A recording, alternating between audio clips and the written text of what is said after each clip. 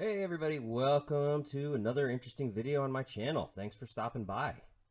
So today we're going to see a presentation by Nicole of Living Free in Tennessee fame on underground networking. I also have one of the first versions Nicole did of this speech or lecture from Jack's Survival Podcast workshop back in 2021.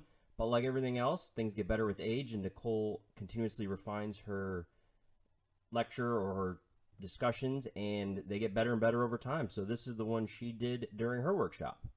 Excellent as always, and like I said, thank you all for stopping by. Please like and subscribe to the channel. Any kind of interaction will boost this product to more people, so more people will get the information. For those confused about what's going on in the background, I always talk about getting free Bitcoin in the description, and this is an underground network of its own kind where a lot of people from the community utilize Bitcoin and trade with one another. And the Fold app is a free app for your phone. Doesn't require much to sign up. I think it's just an email address. I don't even know if it has a password, to tell you the truth. And allows you one free spin a day to win some Bitcoin. It does take a little bit before you build up enough where you can extract it from the app, but can certainly be done faster by requesting the free Fold debit card, which you can fund from a variety of sources. And then every time you use the debit card, it acts as its own bank account and gives you a 1% cash back on whatever you buy in Bitcoin, and then allows you a certain number of spins per dollar spent. It's a great little system. I've been using it to rack up quite a bit of Bitcoin, and I highly encourage you to join. Cards on the table. I do get a little bit of a benefit. I think it's $5 or something in Bitcoin if you join using my link, which is in the description. But even if you don't join using my link, get yourself some free Bitcoin. All right, with that said, enjoy the video. Nobody's gonna stand in my way. Give it up, son, I'm doing this my way. Nicole? We are live. We are live on the internet. The best part about the last live stream is somebody asked me what was up with the video quality, and I said, internet in the country. You get what you get. This is not fiber. Okay. Our next speaker is me, so I'm not really going to introduce myself. I do assume you know who I am if you are here. I am Nicole Awesome Sauce, according to Jack Spirko. And how many of you have seen my underground networking presentation one time? How many have seen it 2 times? Why are you still here? It's a new presentation every time. So for those of you who've seen this before, we're going to talk about underground networking because this concept to me has become really important as the world has been doing what the world always does and changing. And it's been a lot more people have been feeling unstable and a little bit afraid. And I looked around at all of this, right? There's a whole bunch of you somewhere else right now because I see empty chairs, and we have exactly enough chairs right now. I see this, people willing to come and spend 4 days together talking about the spiritual angle of entrepreneurship, talking about start your business no matter what. And I think as much as we see the world falling apart, it's not really falling apart. And that's not me going into denial. Can terrible things happen from here? Absolutely they can happen, right? Don't worry about keeping me in the live stream frame. If you want to see me all the time, get your ticket next year in January. Okay, so who has something for sale here? 1, 2, 3, 4, 5, 6, 7. Okay, what are you selling? Kratom tinctures. Kratom tinctures. Tax advice. Tax advice. Asher? Plants. What do you sell? Freeze-dried candy. Freeze-dried candy. Who else had their hand up there selling something? Hemp products. Hemp products. Visit Holograph Farm. Visit your farm. The name of his Hogeye Hogeye. I know that. What do you sell? My wife's pottery. His wife's wonderful pottery. I was using one of those mugs this morning. Anybody else have something for sale? Quail eggs. Quail eggs here, No. but you can hook people up. Yep. Sue, do you have something for sale? You don't. What if somebody needs you to run a policy campaign? Yeah, that's right. All right.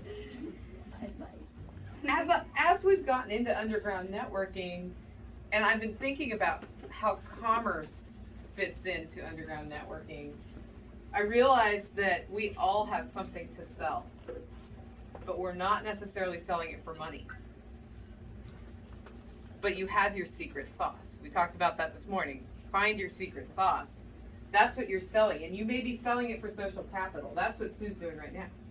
She's here because of a relationship, not because I'm paying her a bunch of money to come talk to you, right? No, she's paying me money to come talk to you. How did I do that?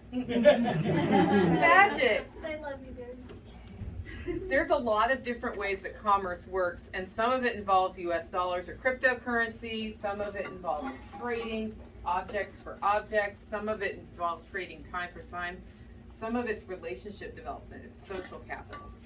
Some of it could be material capital that you have. But it's you know, and I'm talking to you from my libertarian markets solve all problems standpoint here. It's commerce. Sue said earlier, if you're just selfish, admit you're selfish and go on with life. But just doing commerce doesn't mean you're selfish. Exchanging benefit with each other does not mean you're selfish. But it is a great foundation to keep an underground network going. Sometimes that underground network is translating information. And when we go back into the topic of underground networks have always been there. You've been participating in an underground network your entire life. It isn't just the French resistance helping to beat the Nazis, right? That was done by an underground network, and they were willing to resort to violence. They were so violent with prisoners they caught that Germans were turning themselves to the Allied forces, turning themselves in to avoid what would happen to them if they got caught by the French resistance. So it can involve violence sometimes, but it doesn't have to. There are a lot of examples of great results that have happened from underground networks from a changing politics standpoint. And my favorite one that I like to talk about here, and those of you who've heard this before know this story, Prague Spring. The Prague Spring that happened. How did this happen? When I was in high school, the Berlin Wall came down. I had never lived in a world where there was not a physical wall dividing the city of Berlin into half. And on one half of that wall, you had brilliant, bold colors. You had art museums. You had beautiful buildings. You had all of this vibrant color. And if you went on the other side of that wall, all color was gone. We all get annoyed by advertisements, but if you go to a place where advertisements are really gone, it's a bleak, depressing place. Because advertisements are part of how we connect with commerce, right? In a very material sense. I see a picture of somebody with beautiful skin. I want to know how you get the beautiful skin. If you want to know how to get beautiful skin like Sue's, talk to her about her skincare product line that she likes. Right? You see these billboards and they annoy you. But if you don't have them, what you have are people who are having to find information a different way. You have a lack of color. There's a lack of prosperity, which means lack of maintenance. If you went from one side to the other, West Berlin to East Berlin, when that wall was up, and even when that wall was down, because I did, you saw ash-stained, destroyed buildings and gray and brown. That's all you saw. I walked through the Brandenburg Gate, which is a beautiful landmark. If you know much about Germany, you'll know the pictures. Walked through the gate, went into East Germany after the wall came down, so you didn't have to go through Checkpoint Charlie and all that mess. Had a meal, looked around at some things we wanted to see, walked back towards West Berlin, because it was still East and West at that point, and couldn't find the Brandenburg Gate. And there was this old couple, I have a picture of them. walking in dark overcoats, looking very, very nice. They were nicely dressed in wool overcoats. The man had a hat on, was walking with his wife. And I said, "Where is the Brandenburg Gate?" And he looked at me and said, "What? Where is the Brandenburg Gate?" And he went, "I was looking at the Brandenburg Gate from the other side, and I didn't recognize it because on the west side it was all clean and a totally different color than the soot-encrusted gray Brandenburg Gate from East Berlin." So how did we get there? Was it Ronald Reagan and his famous speech from the wall? "Tear down this wall, Mr. Gorbachev"? I'm sure that had an impact. There was a point where they realized with all the people crossing borders, they were either going to have to do mass murder to stop this or let it come down. And that was pressure from the people. But you go back to Prague Spring, it started with a music festival. Under communism, the very songs you listened to were evaluated and censored by the government. The books you read, the books that were allowed to be published, were all censored and controlled by the government. Everything was controlled by the government. And they, for some stupid reason, let a music festival happen where people played whatever they wanted, and that gave people something very important. Community, relationships, and a little tiny bit of hope. And what happened after that was they started these hand-typed newsletters of poetry that could not be published. And the way this worked, typewriters, not everybody had one. You typed it up and handed it to some other centralized typewriter person who understand they were part of that, and they typed it word by word, 10 copies, and distributed those out, and they distributed out, and nobody knew who started it, so they couldn't control it. It's like decentralized newsletters. We have the internet helping us connect in decentralized ways, right? This is paper and typewriters. People get things done when they need to get things done, and that was an underground network that was starting to build. That was a faceless network. If you knew, you knew, but you didn't know everybody. You knew the person that you gave it to. And what started as art and poetry soon had an addition come. This is called Samizdat, by the way, behind the Iron Curtain. It soon became reports of what was happening with no opinion, just balanced reporting. What we all wish we had access to right now. I don't want the righty or the lefty spin. I just want to know some data so I can make some decisions if it impacts me, right? So they would report the Johnsons were taken from their house and nobody's by 10 policemen, and nobody's seen them in 2 weeks. And that's how they started sharing information. And you couldn't stop Samizdat because you didn't know who was running which typewriter. And if one typewriter got caught, there were 100 other typewriters and 100 more from there. Well, an interesting thing happened. We got beyond the Iron Curtain with the newsletters. They got them over the border. So Samizdat is behind the border. Tamizdat is on the other side of the border. The Western world started seeing what was really happening. Because they'd managed to keep a lot of the abuses that were happening from the attention of the rest of the world. And that was bad PR. And people in power, when bad PR happens, you see what happens. It's not real good for them among the other leaders of the world. And there was great pressure from the West that started moving towards, hey, something's got to change here. You can't treat people like this. And next thing you know, the Berlin Wall's coming down. Now, is it because of Prague Spring? No, it's because of a lot of things. There were a lot of things that led up to that happening, but it changed the world completely in the late 80s. that was an underground network. Does it still exist? Is that still happening? Doesn't need to happen anymore. But think about the people who were willing to put themselves at a little bit of risk by having that typewriter and typing that letter. That's your underground network. Well, how do you go back then and start that? Do you start it? Somebody has to take the step the first time. Have you already taken the first step?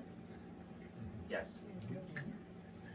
The underground network has always been there. When you have a toothache on Christmas and there's a dentist that your mom knows that she can call, and they open their dental office and like pack your impacted wisdom tooth removal that went horribly wrong, that's an underground network. That dentist isn't going to do that for anybody, but they'll do it for your mom because they know your mom.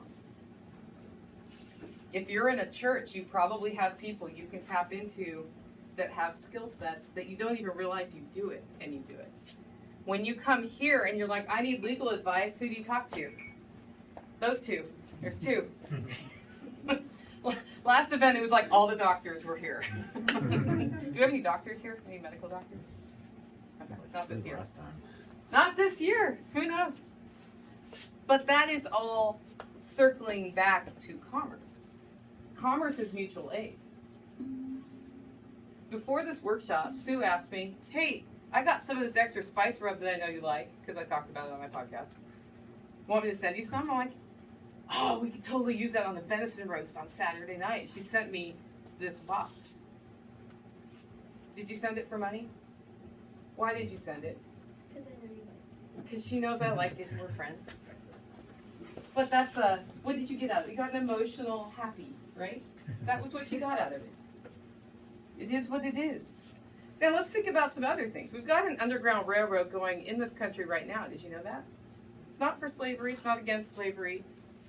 It's to help people who are here and feel trapped by their culture, by the cities they're living in. Get out of the city and find a community in Mexico to live in. Derek Bros calls it the Underground Network. And he's taking people, he can speak Spanish, taking people who maybe don't speak Spanish, helping them with border crossing. And it's not illegal what he's doing. He's just providing them with an easy cross over the border, cross back if they want to come back, showing them some places where they might want to buy land or move to so they can get their foot wet. And he's really interested in attracting a community of freedom-minded people around him. And that's why he does that. And he's doing that in response to what's happening in our country right now. What is happening in our country right now? Just big picture. Good things. Great things. Tell me about the good things. Well, our commander-in-chief is fixing all the problems. We're fixing all the problems. How are we fixing the problems? We're making rules about the problems. And when we make rules about problems, they go away, right? Yep, make America great. We like to make rules. The hardest thing for people to do when there's a problem is let it solve itself. We want to help. And the way that our society right now is doing this is tighter controls.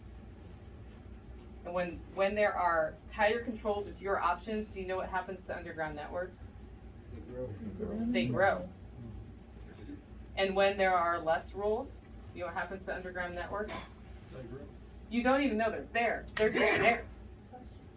They become more important as you have that top-down force from the government or from wherever, really. It becomes more important to have the real relationships, the in-person relationships. And that is, in essence, what the underground networking is. Now, why do we want to talk about that, though? Why are you sitting here interested in this? Do you need an underground network? All the time. Why? Because it works. This is the man who can fold a corner of a pond liner like nobody I've ever seen, and he can take all of us, and we call him the tarp Nazi because he can move this very fragile pond liner, which you do not want dragging on the ground, because you know what happens if you get a hole in your pond liner? Bad things. And get it in place without putting a hole in it. That's why we call you the tarp Nazi. I've seen it. Very important. Anybody else? Why do you want an underground network? Why do you want a network? Freedom.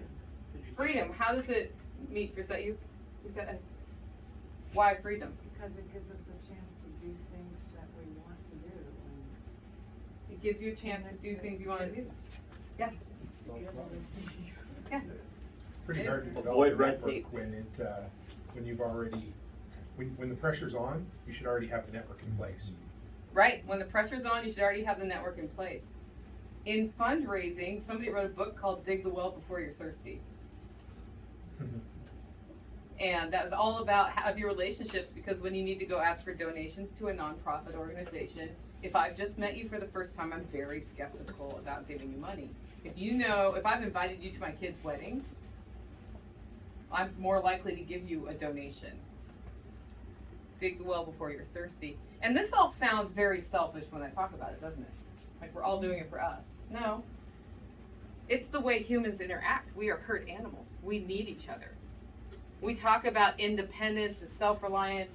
I don't see self-reliance as a viable thing without a very strong network, because different people are good at different things. And we all get weak at some time, in one way or another. All of us are going to die at some point. Probably before we die, we're going to be really sick. That's what happens to humans. Sometimes we're just emotionally down and we need to reach out to somebody for a minute and talk to them. Sometimes we just need to run another idea and get a different perspective. And sometimes we need to know the guy who we can talk to about, so how could I pay the government less taxes without also going to jail? Right? And now, what are we looking at? We are being told there will be food shortages. What does that really mean, though? Has anybody thought about what that really means? Has anybody dug into that at all, besides me? It means they're going to have problems shipping the food that does exist to places that need it. Yeah. What does that mean for a U.S. citizen? Probably. Higher prices. Sue was just telling me groceries are up 40% in some cases. Yeah. For most Americans, it's going to be the first time that they've actually experienced a true need and hunger. If it happens to Americans that they are hungry, it will be the first time they've ever experienced actual hunger. That's true. There's a good chance that most people in North America aren't going to die from the food shortages. It's a very good chance we're not going to die from food shortages here. Who's most likely to die from the food shortages? The developing world. The people who you can't eat from the garbage can because there is no garbage that's edible left, right? What are we most likely to see shortages of here? Imports. Meat, raw materials, imports, Sanity from the normies. sanity from the normies. Fair enough. Fair enough. Medicines that are not manufactured here. What's really at the foundation, and let's not go into New World Order here, what's really at the foundation? We're going to put the conspiracies over here. We can talk about this tonight around the campfire. There will be drinks. But what's causing it? Too much centralization. Too much centralization. The answer to a lot of our problems is decentralization can help. Centralization is great at some things. It is not good at stability. Because when something goes wrong and you're so dependent and so efficient, you have a problem. What else is at the foundation of it? The need for control. Maybe the need for control, but what's causing it really?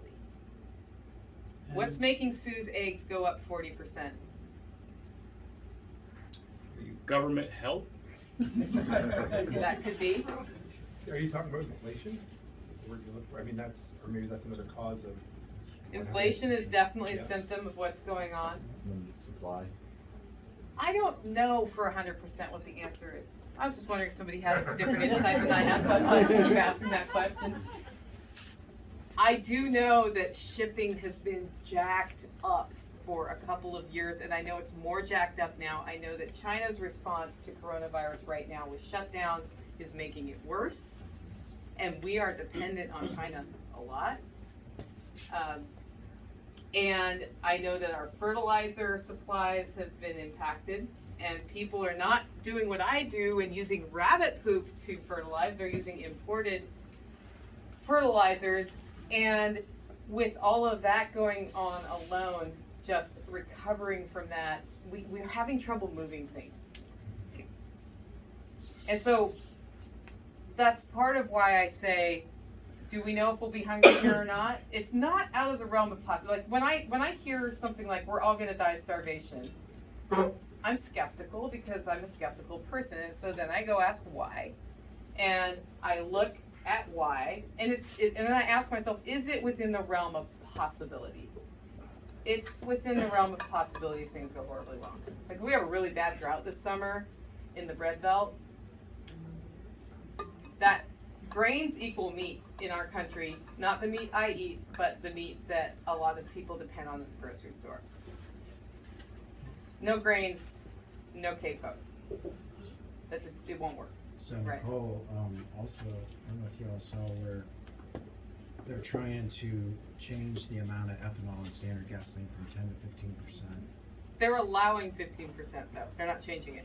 Well, but I mean, that's gonna jack up the supply too, because So, that's a huge thing, if- as far as grain. So okay, so what, because we're streaming through, so what he's saying is going from 10% ethanol to 15%, which is basically corn, in the gasoline means they need more corn, and guess where the corn's not going at that point? To the feedlots. It's not the ears of corn in the store, right? It's the feed corn we're talking about here. And I saw the same information. As I was digging into that, I started looking at how much 15% is even capable of being produced, and I'm not sure. Them saying it's allowed in the summer, Yeah. too, because it's already allowed in the winter. Yeah, Them saying it's allowed in the summer just means that I think it was, I have the numbers on it. if what is you it, need 'em. 5% of the gas stations even have the capacity to do it? Yeah. Yeah. So I don't know how big of an effect that'll be, but it definitely caused panic, and it seems like, you know, we've got the media trying to cause panic all the time. Why are they trying to cause panic?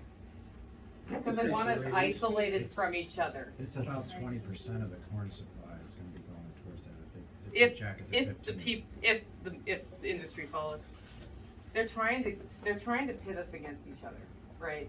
And I don't even know if they're trying to do it with intention. I just know that separation keeps us from doing what? Looking at stuff together. Getting on the underground network, underground railroad, even though Derek Rose is a vegan and I eat mostly meat. I mean, he's a vegan, I can't get along with him, right? Yeah. Because that's the most important thing. It's keeping us from having that relationship and developing the networks, and that's what's bad. The internet is a great connector, but it's a great divider. And when we let that happen to us, it's kind of a sad thing. So I'm going to go through one thing about underground networks before we go into what we're going to do with it here. When I looked at how underground networks worked, I thought of roles in the network. And I came up with 4. If you find a 5th one someday, like, hit me up at the campfire again. 'Cause the first is the trader. Who in this room is a trader? It's people who trade. I asked you who you were at the beginning. I did that so people would know you had stuff for sale, by the way. 'Cause, just saying. A good way to develop trusting relationships is to have successful transactions that result in a positive outcome for both parties, and then suddenly you trust each other more. The traveler. The traveler may not be the trader. It may be somebody who's just a nomad and likes to go from place to place. These are the people who leave the secret notes under the log in the forest for the people hiding in the forest. Or these are who's farthest away here? I've got New York. Who else do I have? Anybody further away than New York? You wanna try Canada? Canada. Oh yeah, Alberta is far. It's far. Anybody else further than that? No. We didn't get any internationals this year. We had some people from Texas that went and. Do you know what's cool about travelers? Is they tell you what's really going on. So we hear about all of the crazy things going on in the city here. But when you go to the city, how crazy is it really? How crazy is it really? Who's from a city here? Okay, where are you from? Dallas. Dallas? How crazy is it there? It's crazier.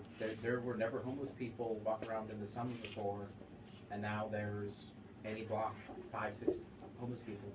So they've got more homeless people in Dallas? Who else is from the city?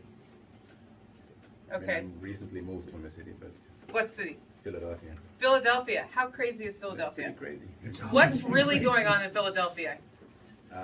For instance, it's one of the cities that went back to a mask mandate. Just when Mask it was mandates? Like, when it was disappearing everywhere else, they went back to it. Mm-hmm.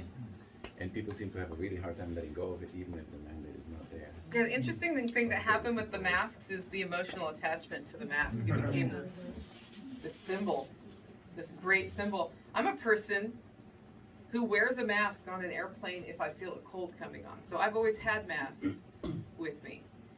And other people disagree with that choice. But I always thought, well, if I feel like I'm getting sick and I'm out in public, maybe I should keep that grossness on me.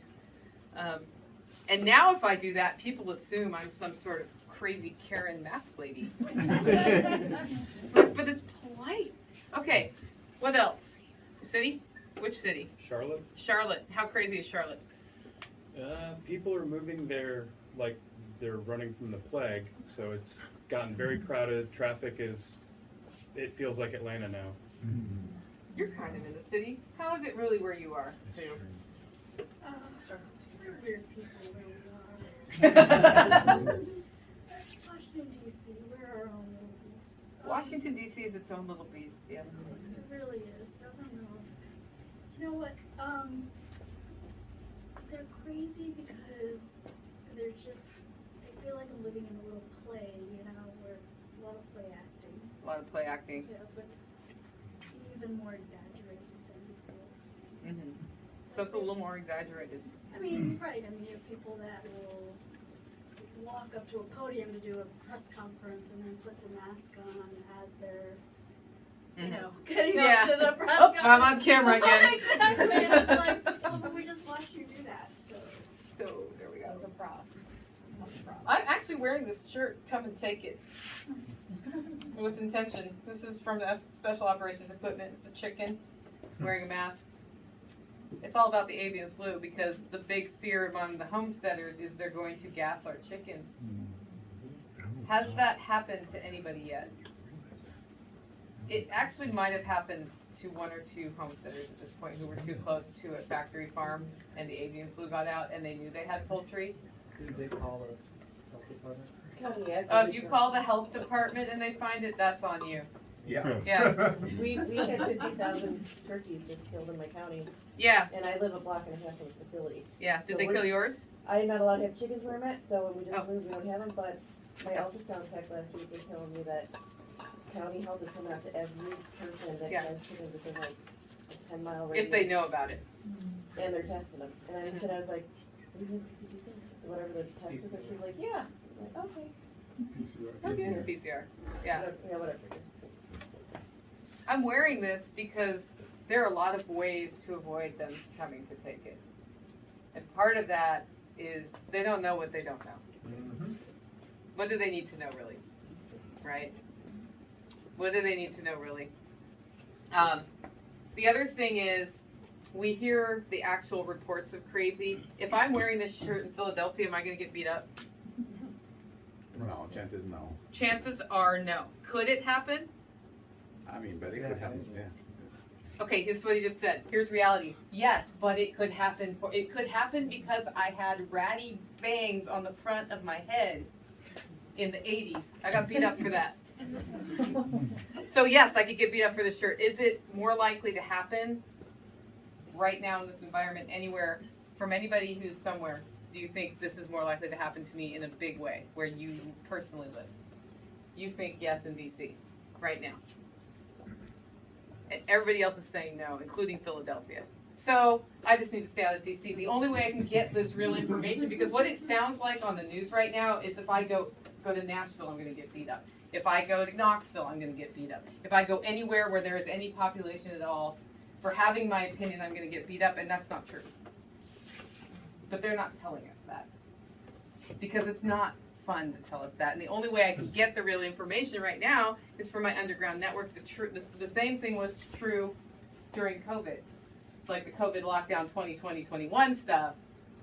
The only way I was really getting decent information was by calling my friends who worked in the medical industry and saying, okay, so what's going on at the ER, right? Because they made it sound like the world was coming to an end and And there was an uptick of sick people for sure. Like it's not a thing. But then when I started talking to doctors who were treating it, I had many perspectives. You know, I had the hydroxychloroquine and ivermectin doctors, and I had the ones who were like 100% that's a hoax. I wanted to know all of that. That came from the underground network. So that's the traveler. That's why travelers are important. The partaker, my favorite one. The only thing I could think of was a martini. I like martinis. The partaker is the person who pulls from the underground network. Is that bad? No. How many of you are partakers? I am. That's how I get a lot of information, is I start calling people. I start asking people what's really going on. Because I can't tell. I can't verify.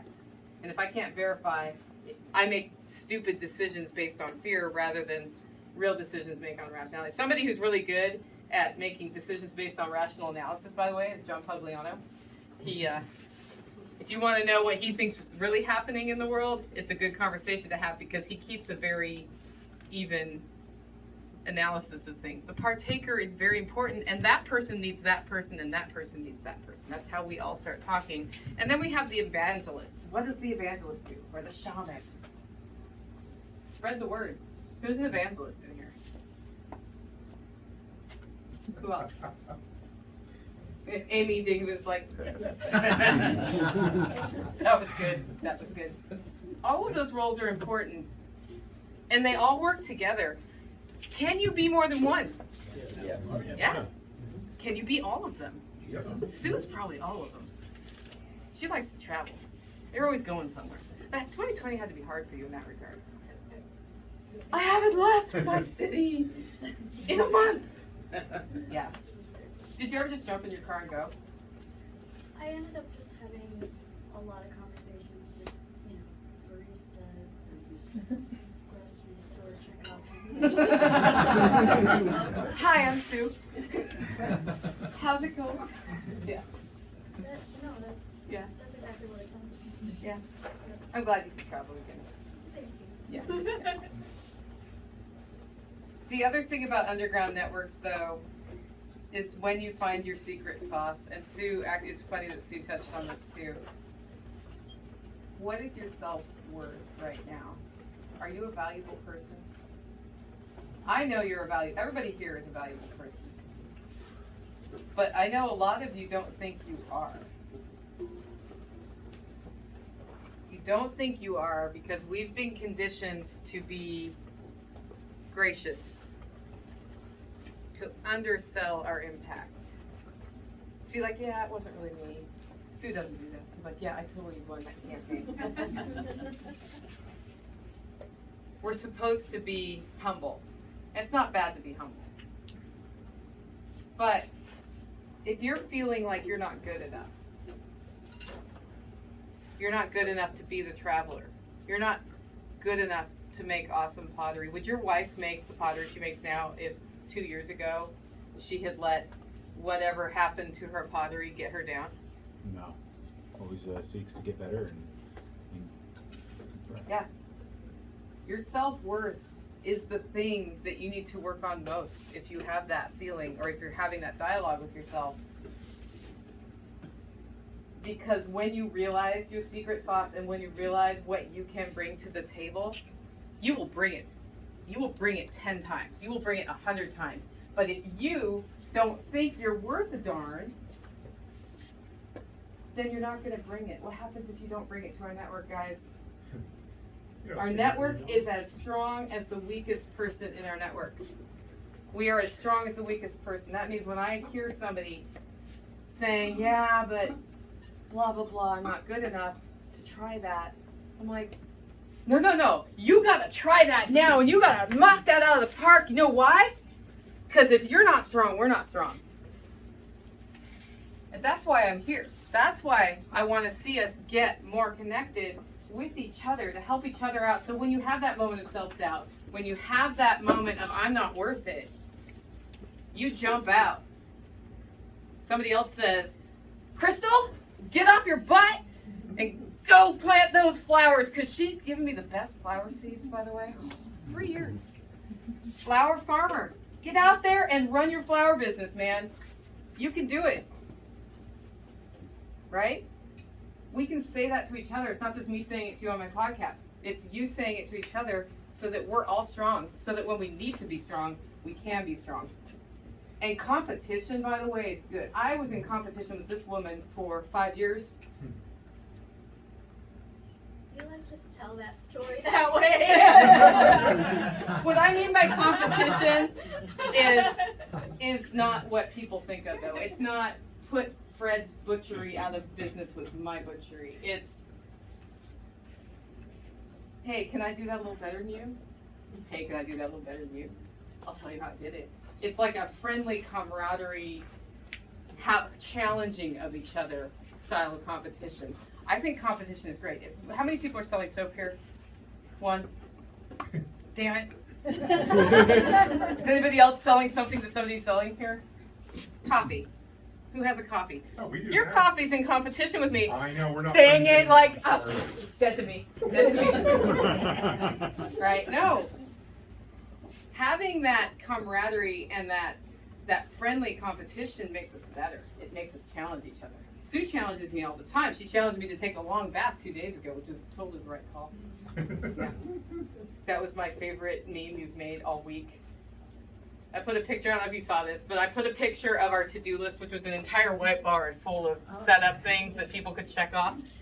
I'm like, we're almost ready. And Sue takes her camera, or takes her phone, or Cabo probably, drew a rainbow with clouds on both sides, and said, take a long bath. And crossed out, I was like, she's not wrong, because if I don't do that, when we get here, I won't be awake for the whole event, and you'll be like, what? We wanted to see Nicole Sauce, we saw Nicole sleep. Right. Competition is good if it's the right kind of competition. If it's sort of the friendly, we're goading each other all to be better. I don't like the kind of competition where you undermine people on purpose or set them up for failure. I will never support that. When I see people doing that, they're dead to me. They're dead to me. And I'm, it's just done. That's not a 3 chances thing. That's like a 1 chance thing for me. Because when you set people up for failure on purpose, there was no reason to do that, right? And then there's the talking versus results thing. At this event, we're going to be talking. We probably talked about it on Spicy Sisters like a week ago.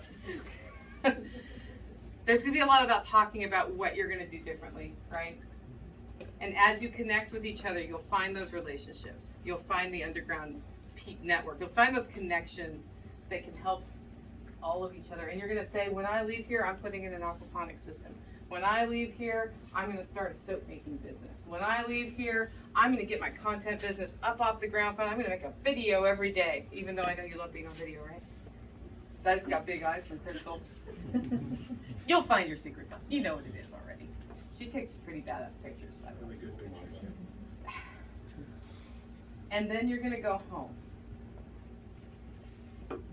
And then you're going to talk about it some more. And you're going to be like, hey, should I talk to Matt about how to structure my business? Should I talk to Glenn about getting some intellectual property protections in place? The trademark I still haven't done. Should I talk to Tim about how to get a handyman business started? Talking about the things is not bad, but doing the things is better.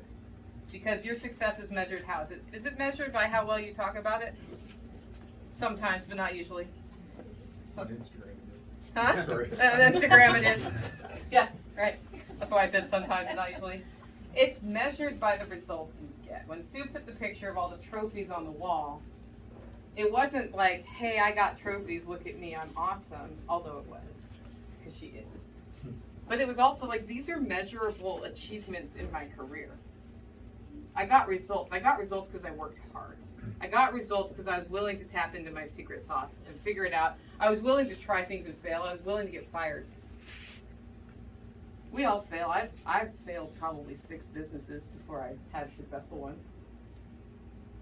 I'm still alive after all that. Do you know you can go out and start a business, completely fail, lose most of your money, go work at a job to make money back, to be able to start the next thing, and you don't die. You don't die. Do you know you can make handmade soap and start selling it, Andy? And people start liking your soap?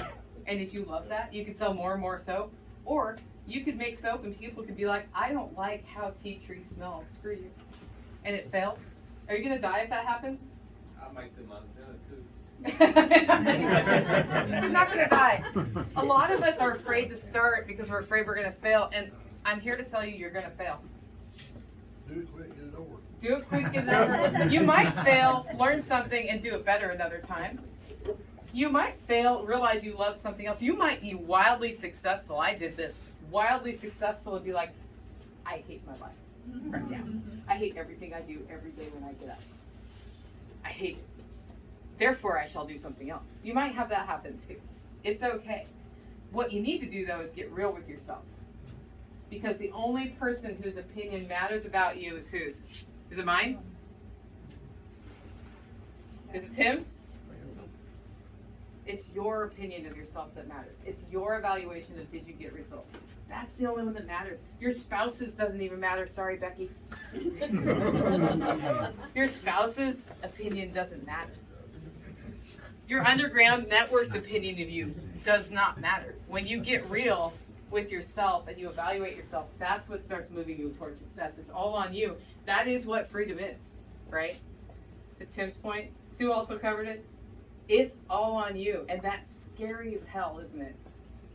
Sometimes. Embrace your fear for 5 minutes. Courage is my word this year, so I had to bring it up. I had to bring up fear, the opposite of courage. Embrace the fear for 5 minutes. Look it in the eye.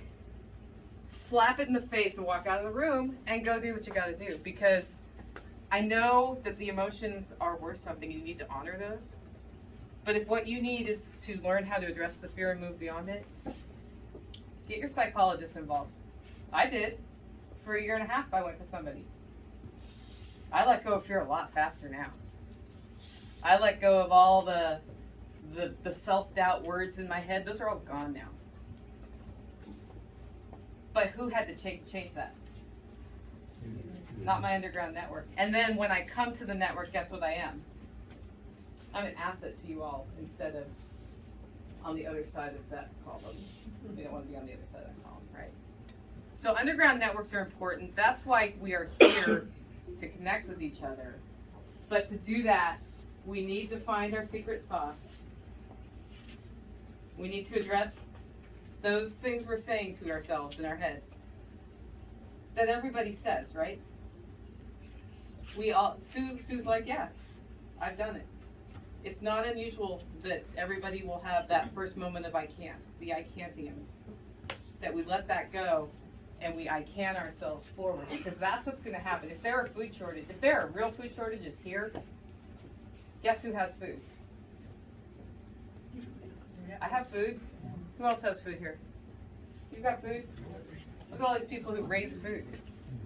Guess where you might have to get your food if it's scarce at the store. If it's not just that the prices went up 40% and Sue needs to make more money to buy her eggs.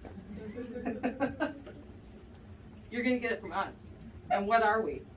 We're more likely to sell to you because we know you. So that's what I want to talk about today. I want you to leave here, this room. Going into tonight, we're going to do something really important. Just tell your story in 3 minutes. Who's done this before?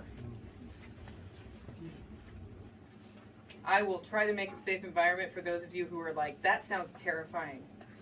Because I think it's right after dinner, but maybe it's before dinner. We're going to tell our stories in 3 minutes. You can tell your story in 30 seconds if you want to. I actually encourage that. But you have up to 3 minutes, and the hook comes out at 3 minutes. And in this way, some of you are faceless to each other right now in this room. You haven't had a chance to talk or to meet. In this way, you'll start having a face and a story with that face. And how do we remember things best? With the story. With the story. And that's how we start connecting even tighter and getting to know each other. And it is kind of like standing up in front of your family, really, and telling your story for a second and asking for what you want more information on, or saying what you can offer.